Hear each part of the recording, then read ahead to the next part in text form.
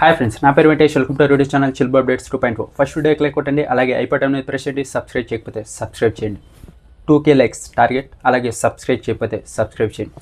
ఇంకొచ్చేసి Saturday updates full ఉంటాయి. Power Astra గెలిచారు, అలాగే డేంజర్ జోన్, ఇవిక్షన్, ఇవి ఉన్నాయి, ఇంకా చాలా ఉన్నాయి. అన్నీ ఈ వీడియోలో మాట్లాడుకుందాం. ఫస్ట్ వచ్చేసి నాకు సార్ వచ్చేసి కళ్యాణ్ని మెచ్చుకున్నారంట. నెక్స్ట్ లెవెల్లో ఎలిమినేట్ అయిపోయి వెళ్ళిపోయే స్టేజ్కి వెళ్ళావు, కానీ అక్కడి నుంచి గేమ్ ఆడావు చూడు, నెక్స్ట్ లెవెల్లో ఆడావు. ఇంతకు ముందర వారము బాగా ఆడావు, ఈ వారం ఇంకా బాగా ఆడావు. తనుజాకి అక్కడ చెప్పావు కదా నెక్స్ట్ వచ్చే గేమ్స్ చాలా బాగా ఆడదామని, అప్పటి నుంచి అయితే ఇంకా నెక్స్ట్ లెవెల్లో ఆడావు. ఇప్పుడైతే నువ్వు గోల్డ్ స్టార్ పెట్టుకోవాలి, గోల్డ్ స్టార్ ఇచ్చారు. ఆ గోల్డ్ స్టార్ ఇచ్చిన తర్వాత నువ్వు ఇప్పుడు ఒక ఇద్దరికి బ్లాక్ స్టార్ పెట్టాలి. అది డీమన్కి అలాగే రీతుకి ఇద్దరికి పెట్టు అన్నాడంట. ఎందుకో తెలుసా, వాళ్ళే నిన్నే వరస్ట్ ప్లేయర్ అన్నారు. ఇప్పుడు చూస్తే నువ్వు వాళ్ళకే బ్లాక్ స్టార్స్ ఇస్తున్నావు, నువ్వు గోల్డెన్ స్టార్లో ఉన్నావు అని చెప్పాడంట. ఇంకా ఆ తర్వాత వచ్చేసి నాకు సార్ తనుజాని అయితే మెచ్చుకున్నాడు. నువ్వు కూడా చాలా అంటే చాలా బాగా గేమ్ ఆడావమ్మా ఈ వారం అని. ఇంకా గోల్డెన్ స్టార్ కూడా ఇచ్చారు. ఆ తర్వాత కన్ఫెషన్ రూమ్ కూడా తనుజ వెళ్ళింది. అక్కడ ఒక వీడియో ప్లే చేశారు, కెప్టెన్సీ టాస్క్ సంబంధించిందంట. అది తనుజాకి మొట్టుకే చూపించారంట నాకు సార్. అది చూపించిన తర్వాత కూడా ఎవరితో ఇది మాట్లాడద్దు అని కూడా చెప్పారంట. అది అంత క్లారిటీ లేదు అక్కడున్న ఆడియన్స్కి కూడా, అందుకే ఎపిసోడ్ వచ్చిన తర్వాతనే మనకు తెలుస్తుంది. ఇంకా శ్రీజకు కూడా ఎలివేషన్ పడింది. ఎలా అంటే ఇక్కడ బెడ్ టాస్క్ ఉంది కదా, ఆ బెడ్ టాస్క్లో వచ్చేసి శ్రీజాని కిందకు తోయేశాడు బర్నీ గారు. అప్పుడు అడిగాడంట ఎందుకు అలా తోయేసావు అని. అప్పుడు చెప్పారంట ఆమె స్ట్రాంగ్ ప్లేయర్, అందుకే నేను ఆమెను తోయేసా, లేకుంటే నన్ని తనుజాని నెక్స్ట్ రౌండ్లో తోయేస్తుంది అందుకే అని చెప్పారంట. అప్పుడు శ్రీజ చెప్పిందంట అదేదో అప్పుడే చెప్పింటే పోయేది కదా సార్, ఇప్పుడు మీ ముందే చెప్తున్నాడు అని. శ్రీజ చెప్తే ఆయనే చెప్తున్నాడు కదమ్మా, నీకు భయపడి అలా చేశానని అంతలా గేమ్ ఆడుతున్నావు, అందరినీ భయపెట్టి గేమ్ ఆడుతున్నావంటే నువ్వు నెక్స్ట్ లెవెల్లో ఆడుతున్నట్టే కదని శ్రీజాని నాకు సార్ అన్నాడంట.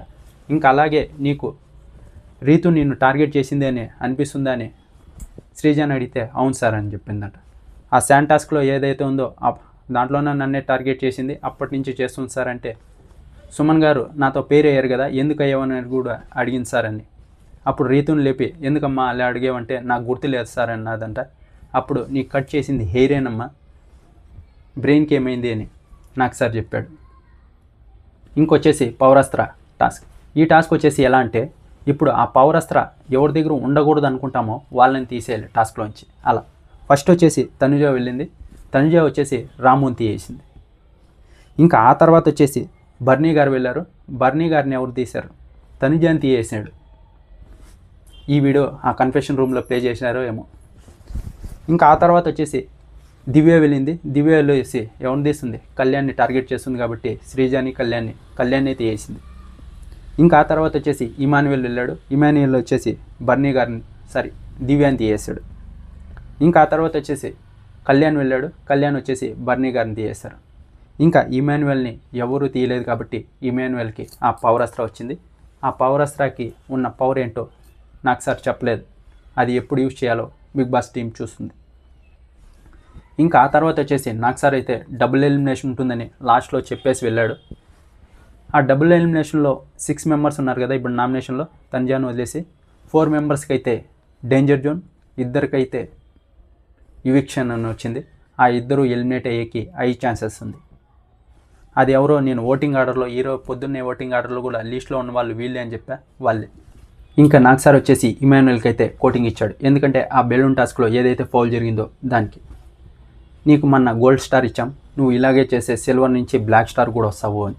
ఇంకా ఆ తర్వాత వచ్చేసి సంజన గారికి చెప్పారు ఆ బెలూన్ టాస్క్ ఏదైతే ఉందో అది అన్యాయం జరిగిందని చెప్పారు కదా, నాకు 100 పాయింట్స్ వచ్చేవి సార్ అని ఆవిడ అయితే అడిగారు. అందుకే నీకైతే అన్యాయం ఏం జరగలేదమ్మా, అది ఫౌల్ అయింది కానీ వేరే వాళ్ళకి పాయింట్స్ తగ్గించారు కదా, నువ్వు అంత బాధపడనక్కర్లేదు, గేమ్ అయితే చాలా అంటే చాలా బాగా ఆడుతున్నావు అని సంజన గారిని మెచ్చుకొని